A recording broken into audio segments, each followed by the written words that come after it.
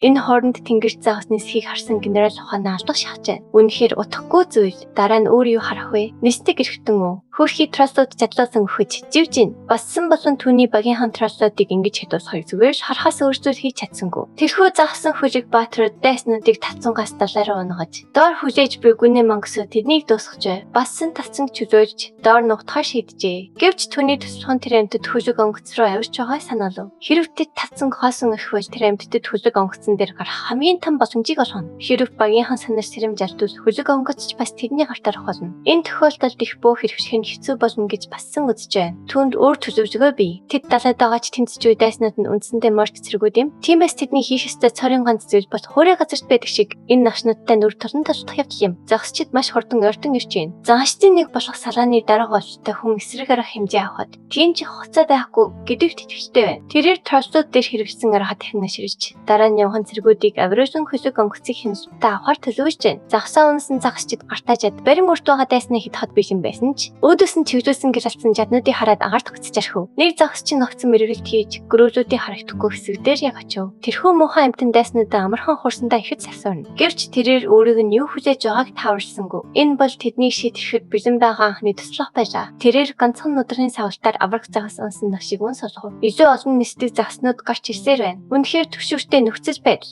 Гэвч гөрвөл хүмүүс тэр навчнуудыг яг л амттай хоолойн жоо мэт чадчихв. Унаагаа унасан загасчид дээрээсээ унжигшин хүүдэн цус татварчдын гар кядууж байлаа. Бассан хүн бүрт хандан тэдний амнаас хоолтой хай чангаар тушаав. Мөн тэдний жинхэнэ зэсэг болж тул тэднийг улааран хөөж хамаагүй бүх хатаг. Тэрээр цэргүүдийг жадаа чангаатгаж байрлаа хамгаалахыг уриалав. Цэргүүд тушаалыг дагаж энэ нь тэдэнд ташигтайгаар эргэж байлаа. Энэ нь шинэ стратеги мэд санагдаж болохоор ч өмнө нь байсан тактикийн нэг хөлбөр юм. Бассан мөрч цэргүүдийн эсрэг хэрхэн тэнцхийг сурсан нь сайн хэрэг болжээ. Хуурай газартай харьцуулахад тэдэнтэй энд нүүр тулах нь илүү хэлбэр байж магадгүй юм. Кокату мортнууд жадыг сүйтгэж чадвартай ч загсан мортнууд өсөрснийхээ дараа огцон мэрэгт хийхэд хэцүү байдаг. Генералын аримч мөн энэ стратегийг ашиглаж хөвсөн бөгөөд энэ нь тэдэнд бас үр дүнгээ өгч байгаа бололтой. Гэсэн ч энэ нь тэрхүү мангасуудыг бүрэнсэн устгахад хангалтгүй байсан. Аживчдын цамх дээр харуул өмнөх хүлэг онгоцод толдож дуусаагүй байгаа тул 120 гаруй дэрэмчдийн завирж байгааг хэлв. Хэрв дэрэмчид нэвтрвэж хүлэг онгоцод хоорондоо ороод сэлдэж магадгүй юм. Хэрв твэр их бөө ашиглахад хэцүү болно. Тиймээс бассан орхон оронд урагш тавших тактикийн шийдвэр гаргав. Тион энэ шийдвэр нь тэднийг өхөлт хүрэхгүй гэдэгт итгэвчгүй байна. Эцсийн эцэст урагшилж буй царын ганц хүлэг онгоцон тэднийг байлаа. Бус нь ч бас удахгүй араас дагна гэж бассан түүнд итгүүлв. Энэ нь мэдээж тиймч тайвшруулах биш байлаа. Бассаны төрүүлж явахыг хүссэн шалтгаан нь холбоотнуудынхаа хүлэг онгоцыг гинтэхгүйгээр их буугаа ашиглах явдал байв. Тэгтэл мастрын нисэж ирээд хунтайж бассаны яг урт газарт. Тэрээр бассаны санааг эсэргүүцэхээр энд иржээ. Хэрэг холбоотны хүчин болон 100 дэрэмчдийн хүлэг онгоц архан байхад их бөө хэрэгжүүлж холбоотнууд болон дэрэмчид зөвхөн устгах болно. Бас яагаад өөрийн холбоотнууд руу дайрах ёстойг ойлгосонгүй. Мадтрийн мэдэж байгаагаар хөгрөн бүсэд улцаа дайсансан харьцаатай төлөвний дэрэмчдийг ялгах царын ганц арга байсан гэх нэрийгээр холбоотнуудыг устгах бурхнаас өгсөн боломж гэж үзжээ. Мастригаас ийм халдвар төлөвлөгөө сонсно гэж бассан огт санаагүйч басан одоогийн нөхцөл байдалд холбоотнууд руугаа хизээч дайрахгүй гэдгээ мэдэгдэв. Эцсийн эцэст гүний мангасуудтай хийх тулаан дуусаагүй бөгөөд эдлэр 120 завинд тэдний сүйчийн хамгаалалтын шугам гэдэгт итгэвчтэй байж болохгүй. Ойрын нашиг хонжоо хайж том зорилгоо мартах нь тэнэг хүний ажил юм. Мастери басныг энэ талаараа өөрийн бурхан болон шүтгчдтэй хачирхалтай нь маш адилхан байгааг тэмдэглэв. Бассан мастерийн яриг баг зэрэг сонссон бөгөөд мастер яриагаа шууд өөрчлөн. Зүгээр шидэт хүчээрээ төвчхөр ирсэнгээ. Хэрв тэд бүх бууга бэлдсэн бол сайн хэрэг. Эцсийн эцэст нэгэн аюултай дайсан тэдний чиглэн ирж байна. Нэг нь онцгой дэрэмчний хүлэг онгоц аврах загсаар чирүүлнэ. Галзуу хурдтайгаар тэднийг чиглэн ирж байна. Энэ нь бочинлог фүүгүү загас бүхий хамаатын хүлэг онгоц бололтой. Үсний оронд энэ догшин амтны ярьсан доор асар их болчин бий. Түүний царын ганц ташаал бол харагдах бүх эсрэг ташин хүлэг онгоцыг устгах юм. Альбан эсрэг танилцуулж бол тэр бол гүн харахой хүлэг баатар дэрэмчдийн бас хараад нь шашны тэргүү хамбаа яхан юм. Энэ хүү аврах хүлэг онгоцыг төлөвч буй том амтан бол эртний гэлэлцсэн сүрд талай могоо юм. Яхан өөрийн хүлэг онгоцон дээр хамагч чадлаараа хашигч байна. Өөрийн хүч чадалтай ирэхдээ тэрээр бүх хүнийг устгаж бүх твийг хяналттай авч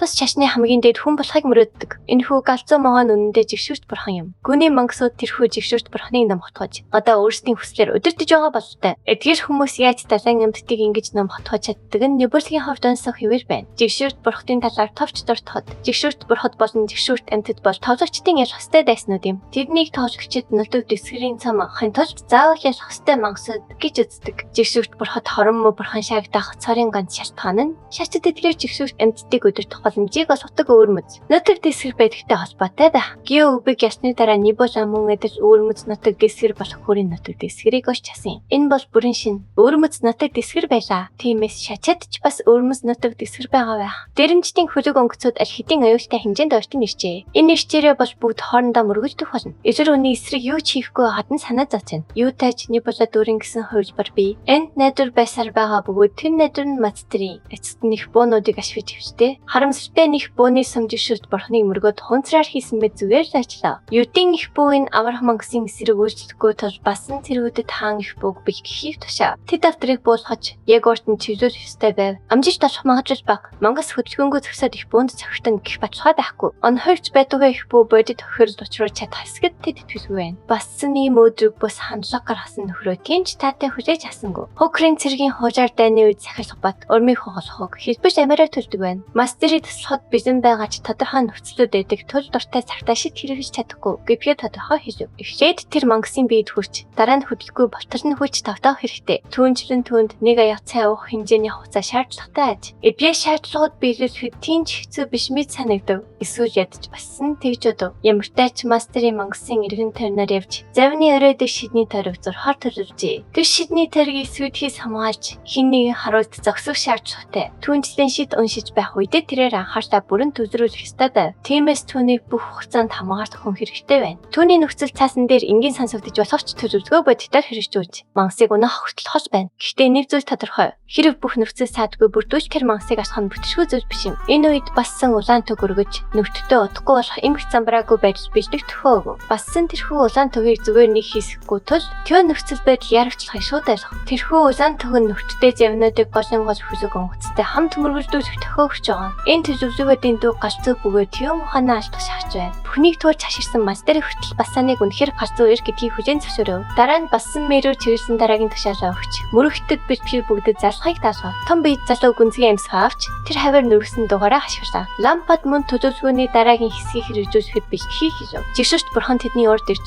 хүн бүрийг тасчаад бижин байгааж тэдний хан их бууж бас бижин байна. Эхний их бөөний сүм гарч авраг аратны цэжин биеийг голтон онлоо. Гэвч хараатан амьд хിവэр бөгөөд татсан дээрх бүх хүнийг зууш болохоор зөвж байна. Бассан бүх бөөдөгчдийг хурдан ухрахыг тушаав. Аратан өөрсөн харагдах бөгөөд гөрүүл хүмүүсийн нэгийг амандаа зөө. Дараа нь бассан бусдаа намаа өргөж мангасыг чирээдээ хөдөлгөөн тул тахчихыг тушаав. Яг тэр үед мастер эзэлдэг шидний тариг зурч дуусгав. Одоо өөр шил дахин 3 тариг зурх хүлжээ. Мастерыг бүсэд таригуудаа зурж байх хооронд бассан махны бамбай болж дайсны сааталхад бихин байна. Тэрээр хөлөг онгоцны дайсны талраа өсрөхөөс өмнө Тионоос уучлахгүй. Одоо тэдний нөхцөл байдал юу ч гомдлоод нэмэргүй юм. Тиймээс тийм ягаад бүх зүйлээр эдийн чин тавих шаардлагатай байгааг ойлгож байна. Гарута гоншигнахгүй бол тэр түүнийг баг зэрэг үгээгүй зан гарахад татгалзахгүй. Түүнийг дайсны хөлөг онгоц руу өсрөхөд Равагинд тэрхүү замбраагүй ажил гарч ирж бассаныг гайвшруулав. Энд хэдийн аюултай байгаа тул тэр далайн дэрэмжтийн ич хүрт газар тугаа буцсан дээр юм. Тэр ингэж буцаж чадахгүй бөгөөд энэ мөчийг ихий хүлээж исэн юм. Гинт нэгэн аврах сүх доош савж тэр хоёрын зогсож байсан газрын яг голд бөө. Энэхүү бүтэхгүй шидэлтийн цаана байгаа хүн бол энэ салааны ахмадтай толбохоор ирсэн тархан загсан залуу байлаа. Бассан ч бас энэ тэнэгтэй толбохыг хүлээж исэн болтой. Тиймээс түүнийг хайж олох гэж төгөөг удах шаардлагагүй болсон нь сайн хэрэг юм. Тэр хоёр нүүр толох үед бассан ямар ч айдасгүйгээр өрсөлд өчрүүгээ дайрав. Тэдний зэвсэн мөргөлдөж гон төмрийн мөргөлдөөнөөс нүд гэлбэн мач хаа сайгүй цацарлаа. Энэ тархан залуу бассаны жинхэнэ зорилгыг хэдийн мэдсэн болтой. Тэр үндсэндээ нөхрөө шиг хэрэглэх хугацаа хочж өгч байна. Гэсэн ч энэ дархан загсны хувьд тэднийг түүний хүч чадлаас юу ч аварч чадахгүй юм. Тэр бассан руу маш хурдан савсан тул болтож амжихгүй шахав. Хэрв тэр ердөө 1 миллисекунд хоцорсон бол толгоогүй болох байлаа. Энэ тэнэгээр үнэхээр дийлдэшгүй хатуу самар гэдэгт эргэж зүйл алга. Хамгийн их санаа зовоож байгаа зүйл бол түүний өрсөлдөгч бас шидний талаар мэддэг явж юм. Энэ тархан загас шидний талаар сайн мэдхээс гадна шидэнгүү шалан дээр хачин зураг зурх хугацаа хоцохын тулд бусдыг хэрхэн зажаасны хон болгодог талаарч мэддэг аж. Энэ бол тэрхүү том загасны эрс эсэргүүцдэг зүйл юм. Гэвч бассан тэр нагштай ижил сэтгэл хөдлөлийн түвшинд байхгүй тул түүнийг огт өрөвдсөнгөө. Юудач яхун гэх тархан эрс тэдний шиддэн амжилтад хүрэхгүй гэж мэдэгдэв. Яг түүнийг ингэж хэлэх үед загасчид жигшүүрт бурхныг соршиж манай хүүгийн дургуг ихэд хүргэв. Хэрв байдал ингэж өргөж дэлбэж далай могоо цогтож тэд гарцаагүй баларна. Гэвч энэ үед өөрийн хийх ёстой хэсгийг хэдийн дуусгасан мастер ирэж ирэв. Одоо тэр хавийн газар бүхэлдээ энэхүү аврах том танины таргийн хязгаар багт болчихжээ. Хүссэн ч гэсэн тэндээс хинч зугтаж чадхааргүй болов. Үйлчлэх хүрээ нь маш том тул саяхан дэмий цачиж байсан тархан нош бохирама ангаага татрав. Гэрч гайхштай нь юу ч болсонгүй бөгөөд тархан нош бүтлгүй орж хоёр шоолон инех боломжтой болов. Хэрв шидний тайрог бага зэрэгэл зүрх эсвэл таны уншигтай төвдрүүж шийдвэргэж бэхбэддэг. Тиймээс ийм замбраагүй өдөр дунд шидийг амжилттай хэрэгжүүлэх нь бараг боломжгүй зүйл юм. За энэ залуугийн буруу гэдгийг нь утгагүй нотлох болтой. Тэр хавийн газар бүхэлдээ чичирч агаар тархирх чангадуу чимээ хадлаа. Бүгдийнх нь толгой өөрийн талынхан дурдсан мэт өвдөж эхлэв. Бассан энэ нөхцөл байдал дургүй байгаа бөгөөд шидэн дайснаас гадна өөрийнх нь нөхдөд нөлөөж байгаа дуурсав. Өөртөө итгэжтэй бүргэд шид хараахан эхлэхгүй байгааг хэлв. Түүнийг ингэж хэлэхдээ зэрэгцэн газарт шидний портод үсэж. Тэндээс аврах том гарууд гарч ирлээ. Мастери юу болж байгааг тайлбарлаж амжихаас өмнө аврах гаруудагаа шуудалж шүүрэн ав. Энэ хооронд мастери энэ нь үнэндээ дуудлагын төрлийн шид гэдгийг тайлбарлах боломжийг ашиглав. Шидний тойрог нь мөн ертөнц хоорондын хаалга болдог бөгөөд тэрээр өөр ертөнцийн оршихуйг дуудаханд тэр хаалгыг нээжээ. Өнөөх оршихуй хүрхий загсыг бич хаж улаанлаар бичсэн мэт цасан өсчв. Энэхүү аврах том гартай мангасыг эртний цаг тажин гэж нэрдэг байжээ. Тэрхүү аврах жигшэрт бурхны хүрээсэн голон тооны гарууд хэдийнэ гарч иржээ. Гарууд ямар нэгэн зүйлийг хайж байгаа мэт харагдах бөгөөд тэр зүйл нь мастери байв. Хэн нэгэн тажины гарын шидийг ашиглан түүний гарыг дуудах үед тажинд хизээч таатай санагддаггүй. Таны нагтай тэнгэр дор зөөлөн сархинд бочонгоос сулан амарч байтал ямар нэгэн жижиг хорхоо хазаж сэтгэл санааг тань сүйтгэж байна гэж төсөөлөд үзтээ. Таны хамгийн түрүүнд хийх зүйл бол тэр яшгүй хорхоог бичсэх болно. Үүнтэй адил тажин одоо гартаа баригдсан эдгээр шагаачнуудыг бичиж байгаа бөгөөд өрийг нь бүрэн өсгөх хүчтэй тэр гарууд зөксөхгүй. Бассан хүний үр дагавар нь бодит байдал дээр хэр зэрэг аюултай болохыг ойлгон айж байна. Гэхдээ бүх шид аюултай байдаг бөгөөд мастери шид бүртэй холбоотой эрсдлийг тооцож үзсэн байдаг. Шид тодорхой дүрмийг баримталдаг гэдгийг чи мэднэ. Эхний дүрм нь тажины гарц зөвхөнгөний оршин согчдыг энд байх хугацаанд мэдэрч чадна. Хоёр дахь нь тажин тэрхүү том мангасыг өөрийнх нь нойрог сүйтгэсэн ялгүй хорхоо болох мастери өөрөө байна гэж мэдэрдэг. Одоо үзэгдэл рүү буцаж очиход тэр тархан навч жигшүүрт бурхан руу тэднийг тасчуулахаас өмнө ямар нэгэн зүйл хийхийг шаардах ашигч байна. Гэршүүлсэн гараатын эзнийхийг хэлснийг дагаж тэр даруй гарыг хазан дайрав. Жигшүүрт бурхан эцэст нь тажины анхаарлыг татсан бололтой. Энэ нь явж сайн төхөө биш юм. Авраг гар хөрхийн амтны хоолойноос сатгаж маш чанга шасан тул тэр чангаар хашгирч эхлэв. Авраг гар жигшүүрт бурханыг үргэлжлүүлэн сэрсээр байсан тул тэрээр аимшигтдайсан гэхээсээ илүү уйлан хай амтны шиг харагдав. Өдөлгүй тэр навч жигшүүрт бурханыг авраг гараараа барьж аваад гомин шиг тасчиж орхилоо. Хэрцгийлэл нь үнэхээр өөр түвшнийх байв. Үнэн дээр хүн бүр үүнээс маш их цачирдэж айж бас мөрдөв. Энэхүү хэрцгий байдал нь тулааны талбар сал дараа хүмүүсийн газар биш гэдгийг тодорхой харуулж байна. Энэ ертөнцид шид яагаад ийм өв байдгийг тодорхой болсон ч аюул занл хийлэнж бас илт байна. Тийм учраас том шидийн тойрог зөрөх нь хизээч сайн санаа биш юм. Хэрэг дэндүү том зурвал зөвхөн гар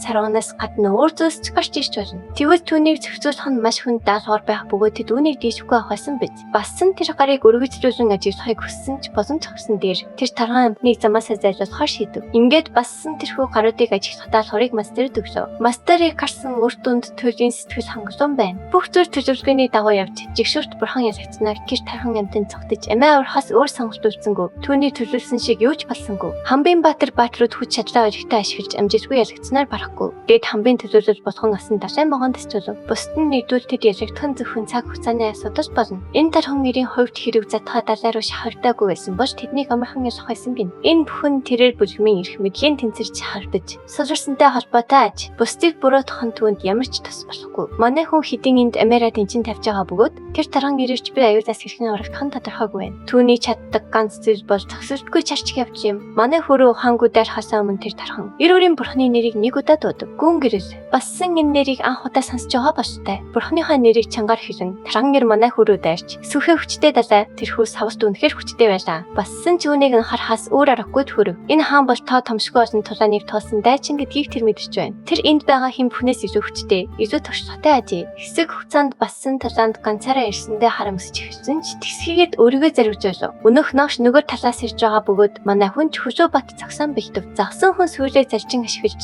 манай хүүгийн тэнцвэрийг аштагдуулсан газар тунав. Бассан яв цагийг нь олж хариу үйлдэл үзүүлэн хостон үсэрлээ. Өнөөх nooш тэхэн бие тоож эхэлсэн ч бассан төсрөхаар гөрүүл хүмүүс ирхийг хараад тэрхүү итгэжин замхран алголов. Тэрээр эрсдэж гарахын оронд одоогоор ухрах ухаалаг шийдвэр гаргалаа. Өрсөлд хүч нь хичнээн хүчтэй байсан ч холчор хүнтэй тулж байгаа да бассан сэтгэл дондор байв. Тэрээр чинжаал хотгоо шууд мангас руу шидсэн бөгөөд энэ нь өнөөх новшны нуруунд яг завдав. Хөрхий тархан нэр бассаны хийсэн гинтийн дайралтын талаар гомдлохоос өөр зүйл хийж чадсангүй. Манай хүн огт хүн чичгүй байгаа бөгөөд үүр гээдсэн түнд өргөж нөөц зэсгтээ явахыг зааж саргасан юм. Хэсэг хугацааны дараа бассан хөрхий тархан нэрийн талхайг авч бусад зангарчдад бөөж өгөх цаг болсныг ичсэн тодорхой төхөө өглөө. Тэд ч дараа ухрахаар шийдэв. шийджээ. Хэсэг хугацааны дараа бассан дайны өнөөгийн байдлыг лавсав. Байдал хамгийн сүүчийн үтсэн зогсчдтэй хийхэд хідэн жижиг мөргөлдөн үргэлжиж байгааг харуулж байна. Харин талиганы хувьд тэр нэг зүйл сэдэж байгаа бололтой. Өнөөх гарууд мастергийн зурсантай тун төстэй шидийн тарийг өөрсдөө зорж байна. Энэ бол огт санаанд оромгүй зүйл бөгөөд үүнийг тайлбарлаж чадах цорын ганц хүн нь мастерыг боловч тэр харагдсангүй. Энэ зур өнөөх гарууд шидийн тарийг зурж дуусаад итвчээжээ. Бассан ямар нэгэн аим шиг зүйл болохоос өмнө мангас руу яран дайрсан Рава түүнийг даруй зогсов. Тэрээр юу ч болохгүй гэж түүнийг тайвшруулсан бөгөөд хэлсэн ясаар нь тажин тарийг итвчөөж чадсангүй. Учрыг нь тайлбарлахдаа тэрээр шидэн нарийн дүрм журмыг дагдаг болохыг хэлв. Энэ нь түүшийн наривчил болон маш нарийн наривчсан техникийг шаарддаг ажээ. Өчүүхэн төдий алдаач бүхэл бүтэн тарихыг хэрэгцээгүй болоход хангалттай. Өөрийн өнөөхөн авьяас болон шидийн мэдлэгээ ашиглан Рава түүний техникт өчүүхэн алдаа гаргуулжээ. Цаашилбал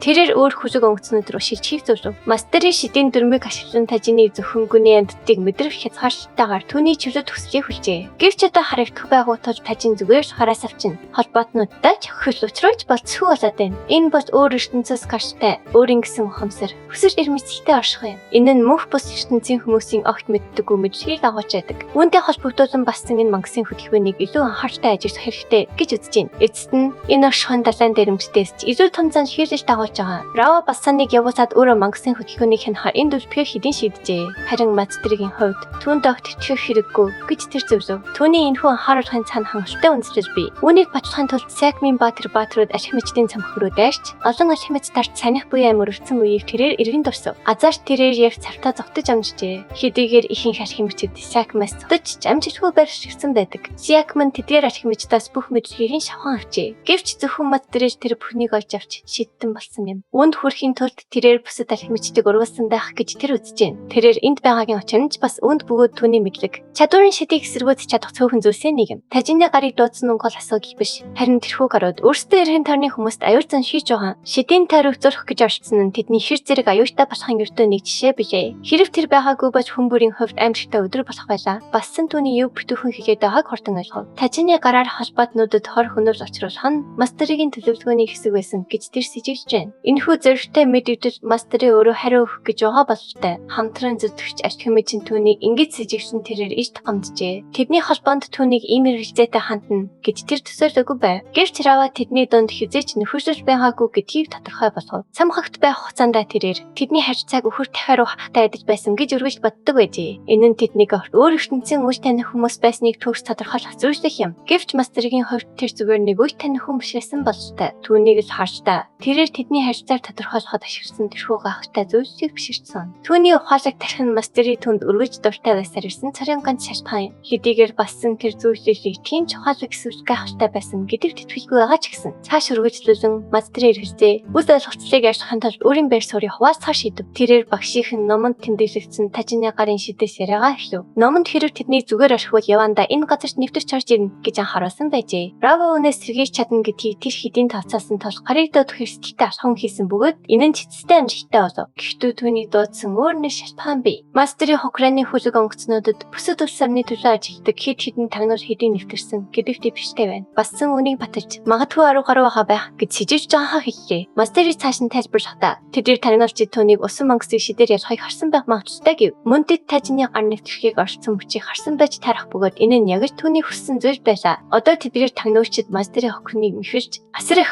хөрс очруулахыг орцсон гэж тайлгнана. Ингээд бүх зүйл тодорхой боллоо. Мастерийн өөрийгөө Сакийн дүнэн чивээр байгаа гэж тагнуулчдад итгүүлэхийн тулд энэ бүхнийг төлөвлөжээ. Одоо тэдгээр тагнуулчид мастерыг Украины хүлэг онгоц руу давталхын тулд суусан гэж бодож байгаа. Тэрээр тажины гарын шидийг идэхгүй болохгүй байх замаар үүнд хүрэхийг орцсон аж. Тажиныг өөрийн шидийг ашиглахыг орцох үед Рава үнийг хаасан билээ. Хэрэг бүсэд усад энэ дөх хүрвэл энэ нь мастерыг Сокмонд үнэн чивээр байгаа гэсэн ойлголтыг баттах болно. Мастерийн урвалтыг илүү үнэмшилтэй болгохын тулд тэд баг зэрэг толбох хэрэгтэй гэдгийг бассан эцэст нь ойлгов. Ингээд тэр хоёр бие биетэйгээ дайсан мэд дүүрээс гэж хэллээ. Гэд зүгээр цаг хачхын тулд жүживсэн. Хэтрүүлэгтэй өгсөй хэлсэн. Жүживлэж дууссаны дараа тэд хоорондоо ам өрсөн эцсийн талааныг хийхээр бие рүүгээ дайрав. Хэсэг хугацааны дараа Сокмон болон Украины хүчин тоглосон аралдаа эцэст нь хүрлээ. Хөөрэ газарт генерал болон бассан нарын хооронд ширүүн хэлцээр өрнөж байна. Бассан хэлцээрийг үргэлжлүүлэхийг оролцсон ч энэ саяатай хөвшин өөрийн эцсийн шийдвэртэй бат зогссоор байв. Энэ нь хоёр талд хоёуланд нь хангалттай шударга шийдвэр байлаа. Бассан илүү газар нутаг авч чадахгүй болсон тул тохирчсон нөхцөлийн дагуу эцэст нь мастерыг Сокмонд хүрээлгэн өгнө. Ингэснээр Украин хэд хоногийн гал зогсоох хэлцээр болон 7 гаршиг захирах хэрэгтэй босхож гэж бас арай урт хугацаагаар буюу магадгүй хэдэн сараар гар цагсаахаар тохиролцохыг оролцсон ч битсэнгүй. Генералын бодлыг шагаан харуулж түүний гар цагсаахаар зөвшөөрсөн цорын ганц шалтгаан нь Мастерыг өөрийн болгосон байв. Түүнд шидтэн байгаа цагт тэр 7 гаршийг хүссэн үедээ буцаан авч чадна. Түүний хувьд яаж чадахгүй тулаан гэж өгөөлээ. Ингээд гүний рицер далайн дээр хэмждэг байлдан дагуул хажигдаа өндөрсөв. Сукманы арми одоогоор хурахаар боллоо. Тэр шинэ үйл явдал маргааш нь тэдний хөрөх бавын луу шийдчих бөгөөд тэд гал цагсаах хугацаанд тэнд нөөц бүрдүүлэхээр төлөвлөжээ. Дараа нь тэр ямар нэгэн тойрог зураад шид дадлахаж буй бололтой Мастертэй уулзсан. Генерал энд тэндүгөө зорсон сонин торгуудыг хараад сандарч гисв. Түүнд Мастерын усан өнгөцөн дээр ямар нэг аюул хэзүүр хийх гэж гин гэсэн анхны совин төрчээ. Гэвч Мастерын тойрог бүрийн цаана хангалттай шалхан байлаа. Эхний тойрог нь бүрхтийн мэлмийг хорох зориулттай бөгөөд зөвхөн богино хугацаанд дүүрчдэг аж. Хэрв тэр бас сэнтэй толдож явахдаа энэ тойрогийг ашиглаагүй бол гажтай бүрхэн хөндлөнгөөс орцож төлөвлөгөөг нь нурах байв. Эсвэл шинийн тэнгэрийн бурханч бас цаад болох байсан биз. Юудач Мастерын амьд дуугаан түүний шид гайхалтай үйлснийг илтгэн. Тэрээр бурхтын оролцонд цогсоож бүх зүйлийг илүү хэлбэр болгосон юм. Тархил өргөх гэж буй хурах шиг юу ч мэдэхгүй генерал үүнийг тодруулахыг хүсв. Түүний царин болсон болчтой. Түүний зогсож буй тойрог нь байгалийн гал асаах шид байлаа. Мастерын тарны нэрийг хорон мохоогоор хилэн идэвхжүүлж хөрхий генералыг үнс болтолн шатаан. Үйл явц улам эрчимжиж эзэгтэй мөч ойртож байна. Дараагийн хэсэгт бүх зүйл эргэж хийн. Дараагийн хэсгийг бусдаас төрүүлж хамгийн ихэнд үзэхийг хүсвэл дэргэсэн дэх төрийн банкны данс руу 5,000 төгрөгийн хандив хийгээрэй. Тэгвэл дараагийн хэсгийг таны дараа гаргаж өгье. Таалагдсан бодлоо их тарж цавууг лумын заавал бүртгүүлээрэй.